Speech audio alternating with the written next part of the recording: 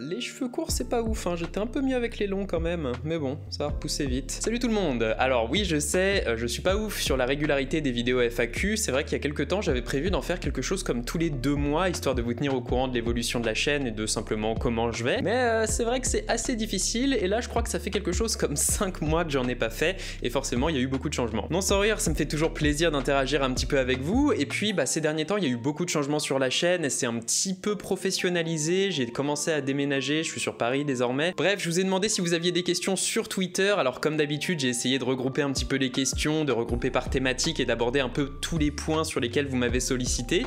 Mais je suis désolé si votre question n'apparaît pas, comme d'habitude c'est difficile de répondre à tout le monde. Et puis bien sûr, n'hésitez pas à me suivre sur Twitter pour ne pas rater la prochaine FAQ, ou tout simplement pour voir mes actualités, ça peut toujours être sympa, et je réponds à peu près tout le monde sur Twitter. Vous regardez Nightech, c'est Thomas, et aujourd'hui je réponds à vos questions dans cette nouvelle FAQ pour le mois de mai 2021. Alors, attendez, parce qu'il faut que je les ressorte du coup. Ah, et puis vous avez vu la verdure derrière moi? C'est vrai que ça rend plutôt bien, et ça paraît un petit peu moins vide que la dernière fois tout de suite. Alors voyons voir si vous avez des questions sérieuses et intéressantes. Alors en premier lieu, on a une question de Archer qui demande « Je peux juste passer dans la vidéo ?» Oui, merci à toi pour cette question constructive. Ensuite, on retrouve une question de Hugo Patreposey qui demande « À quand le room tour de ton appartement ?» Alors, j'y ai pensé, c'est quelque chose que je vais faire évidemment, histoire de vous montrer un petit peu où j'habite, où je vais tourner, ce genre de choses, et que vous voyez à quel point c'est petit, parce qu'on est sur Paris, donc forcément. Je suis en train de vous préparer ça, j'essaie de vraiment être installé avant de faire cette vidéo, d'avoir tous les bons accessoires, et de me rendre compte de ce dont j'ai besoin, histoire d'avoir quelque chose de constructif à vous montrer,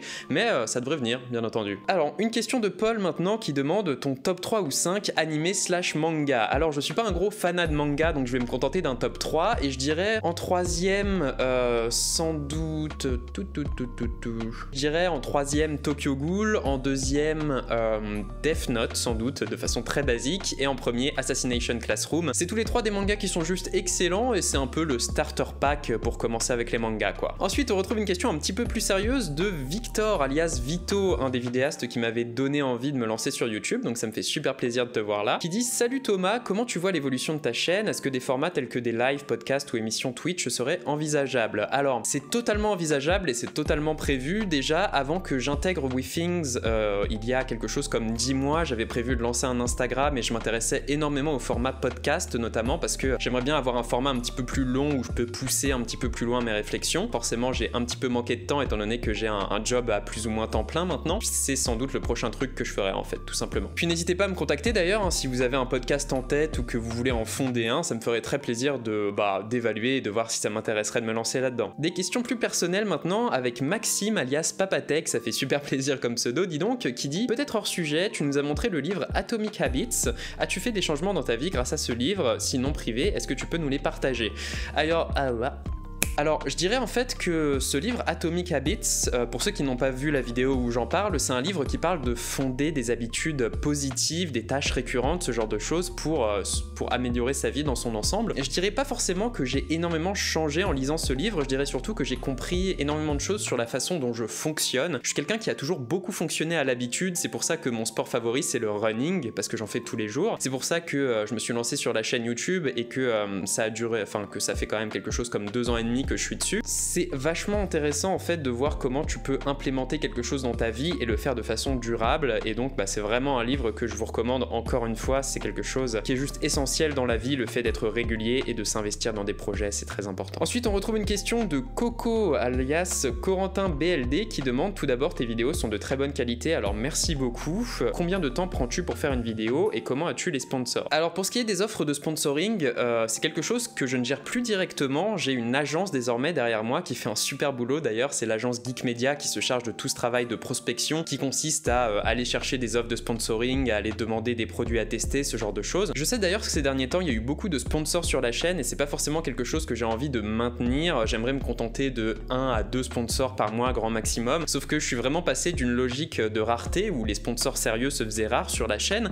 à une logique de grâce à l'agence Geek Media en fait j'ai énormément d'offres de sponsors très sérieux, d'entreprises que j'affectionne moi-même. moi-même en fait, et je dois commencer à trier, donc désolé, c'est vrai que ces derniers temps je me suis engagé sur beaucoup de sponsors parce que je pensais qu'ils allaient se faire rares, alors que plus du tout, ce qui fait que la chaîne a pu se professionnaliser, que je vais pouvoir investir davantage, et l'avenir devrait être très cool. Et pour ce qui est du temps que me prend une vidéo, ça me prend quelque chose comme entre 12 et 16 heures de travail, je dirais, donc mine de rien c'est un petit taf d'appoint quoi. Ensuite on retrouve une question presque philosophique de Kylian Ayello, qui est là depuis très longtemps, alors merci à toi, ça me fait toujours super plaisir, qui demande: t'étais quel genre d'adolescent, déjà bosseur comme maintenant, déjà créateur de vidéos, est-ce que tu sortais pas mal avec des amis, ou est-ce que tu restais chez toi, t'as fait des projets? Alors je restais chez moi, très clairement, je suis quelqu'un d'assez solitaire. C'est vrai que j'étais pas spécialement un bosseur quand j'étais plus jeune, pas du tout même, j'avais aucun projet annexe ou quoi que ce soit, j'étais concentré sur les études et sur le fait de jouer aux derniers jeux vidéo tout simplement. Je dirais que c'est également très important de te laisser le temps de grandir, de te laisser le temps de découvrir tes centres d'intérêt, ce genre de choses, et de pas chercher à charbonner dès que t'as 14 ans, enfin c'est pas forcément très utile. Donc voilà, petit conseil comme ça à la volée. Puis bien sûr, c'est entièrement personnel d'ailleurs, hein. Si vous êtes déjà très chaud sur le travail, je vous envie, y a pas de souci. Alors ensuite des questions qui sont un petit peu plus en lien avec YouTube, avec Bordelais, mon fidèle collègue qui est chez l'agence Geek Media également, et qui demande: qui est-ce que tu préfères chez l'agence Geek Media et qui est-ce que tu aimes le moins? Alors chez l'agence Geek Media il y a énormément de youtubeurs, je vais pas me permettre de parler à titre personnel, hein. Je dirais qu'en termes de vidéaste par contre, celui que je préfère, désolé Bordelais, c'est Nacrium, qui fait du super travail, un très bon vidéaste, il spécialise plus ou moins dans Apple, mais il est en fait tout ce que je ne suis pas, c'est quelqu'un de très focus sur l'actualité, de très réactif, et je trouve ça impressionnant ce qu'il fait tout simplement. Et je ne dirais pas qui j'aime le moins parce que bien sûr j'aime tout le monde, évidemment. Une question de Alexandre Gonzalez maintenant qui demande: as-tu défini une stratégie marketing pour développer ta chaîne YouTube? Alors déjà merci à toi d'être toujours là, ça me fait toujours plaisir de voir tes commentaires, et je dirais justement que je cherche activement à ne pas avoir de stratégie marketing sur ma chaîne YouTube, tout simplement parce que c'est quelque chose que je mets déjà beaucoup en place pour mon travail, tout simplement. Je travaille dans le marketing, je suis toujours en train de chercher à être on-brand, à être en accord avec l'identité de la marque, ce genre de choses, alors que sur ma chaîne YouTube en fait j'ai juste envie de créer des trucs, c'est vraiment mon exutoire créatif, je cherche à faire en sorte que ce soit quand même un minimum professionnel, que ce soit rentable pour moi, mais quelque part en fait j'ai pas envie que ça devienne vraiment un job comme peut l'être mon travail principal, et c'est quelque part c'est un but en soi également, le fait d'avoir du succès sans forcément commencer à devoir m'adapter au calendrier de publication YouTube. Ensuite on retrouve une question de Axel qui demande: comment t'organises-tu pour travailler et rester régulier sur ta chaîne YouTube, tant en productivité qu'en qualité? Question d'habitude, chaque jour j'essaie de travailler sur quelque chose de la chaîne YouTube, que ce soit des recherches pour une vidéo, l'écriture d'un script ou le tournage. J'essaie de varier en intensité, il y a certains jours où je vais travailler quelque chose comme 1 heure, d'autres jours où je vais travailler 3 heures. Après chacun sa façon de travailler, c'est toujours très difficile de donner des conseils objectifs à ce niveau parce qu'on est tous différents. Et je sais qu'il y a certains youtubeurs d'ailleurs qui sont totalement l'inverse de moi, c'est-à-dire qu'ils travaillent beaucoup d'un seul coup et après ils peuvent rien faire pendant 2 semaines. Je pense que ça varie énormément. Ensuite on retrouve une question de Adi Senpai. Alors très sympa comme pseudo, vraiment, qui demande: une fois ton diplôme obtenu, est-ce que tu vas te consacrer entièrement à YouTube ou bien tu vas continuer de travailler en même temps? Alors oui, pour ceux qui savent pas, je suis en dernière année d'études, je suis en Master 2 à Panthéon-Assas en marketing, et en parallèle je suis apprenti chez WeThings, bien que j'ai terminé les cours depuis quelque chose comme mars, désormais je suis à temps plein chez WeThings, et je pense que non, je ne vais pas me mettre à temps plein sur YouTube, tout simplement parce qu'en marketing, la sélection en fait se fait après le diplôme n'a pas tant de valeur que ça, c'est vraiment l'expérience qui a de la valeur, donc je vais essayer de faire mes années de junior en marketing avant de voir si j'ai envie de me lancer à temps plein sur YouTube, et je tire énormément de fierté de ce que je fais à mon taf également, donc je vais quand même essayer d'approfondir un petit peu. Des questions un petit peu plus tech maintenant avec Gaia Ride ou Monsieur qui demande: hey Thomas, t'intéresses-tu aux crypto-monnaies et aux NFT? Quel est ton avis dessus et en possèdes-tu? Je m'intéresse particulièrement aux NFT parce que je trouve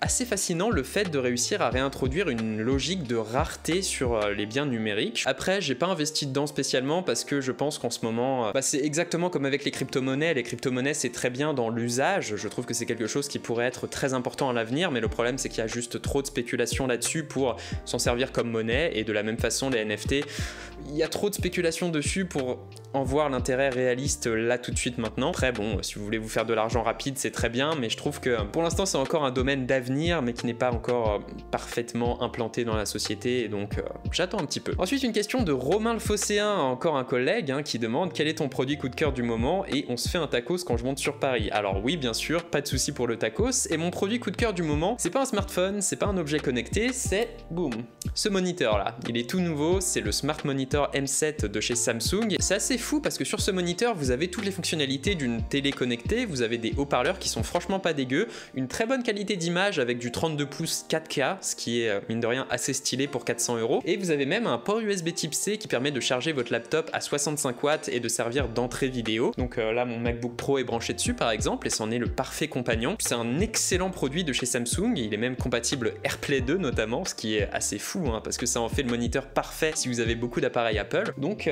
voilà, un très beau bijou je dirais. Je me demande si je vais pas en faire un test d'ailleurs, tout simplement. On verra bien. Ensuite, une question de Rado Ramatafendri qui demande: bonjour Thomas, bonjour, dis comment personnalises-tu ton iPhone et songes-tu à utiliser encore des produits Android ou vas-tu rester du côté de la pomme? Merci et continue comme ça. Bah, merci à toi déjà. Alors je dirais que c'est vrai que mes préférences personnelles vont beaucoup à Apple ces derniers temps et je le réalise, hein, je m'y retrouve énormément en termes d'expérience utilisateur, ce genre de choses, mais j'ai toujours un smartphone Android sur moi, je suis loin d'avoir quitté la scène Android également. J'ai mon petit Pixel, mon OnePlus 9 Pro, enfin voilà, je reste quand même très équipé, mais c'est vrai qu'à court terme, pour l'instant, j'envisage pas encore de revenir sur le combo Android et Windows, même s'il s'y fait des trucs très stylés. Oh, la luminosité a pas mal varié, je réalise, désolé pour ça, hein, j'ai 2 grandes fenêtres maintenant qui m'apportent pas mal de lumière naturelle, c'est très joli, mais forcément je peux pas tout maîtriser. Une question de Mathis Messlin-Viseur sur l'argent pour changer, qui demande: combien gagnes-tu par mois et quelles sont tes études? Études de marketing assez basiques, je l'ai déjà dit plusieurs fois. Et combien je gagne par mois, sachant que je suis apprenti et en cumulant ce que je gagne grâce à YouTube et chez WeThings, je dois être autour de entre 1600 les mauvais mois et genre 2000-2500 les très bons mois, donc c'est beaucoup d'argent. Je suis clairement à moins de 10 bien sûr, mais c'est très bien pour un petit profil comme ça de junior, et je pense que en sortant d'études, si vous êtes en marketing comme moi dans une grande école, vous pouvez assez facilement taper dans les 1500 net, 2000 si vous êtes très bon ou dans une grande boîte. Enfin voilà, c'est des prétentions salariales je dirais assez basiques quand on sort d'études en marketing. Bah voilà, écoutez, ça aura été une FAQ un petit peu plus personnelle que d'habitude. C'est vrai que j'ai eu assez peu de questions sur la tech au final, donc bah écoutez, il n'y a pas de souci, hein, je peux interagir avec vous. N'hésitez pas d'ailleurs si vous avez besoin de conseils ou quoi que ce soit. Je réponds à peu près tous mes DM, même si je mets un petit peu de temps sur Twitter, et j'essaie de répondre à un maximum de commentaires, donc il n'y a pas de souci si vous avez besoin d'aide sur quoi que ce soit. Et puis bah moi je vous dis à la prochaine les gens, tout simplement. Ça m'a fait plaisir de vous parler. Allez, salut.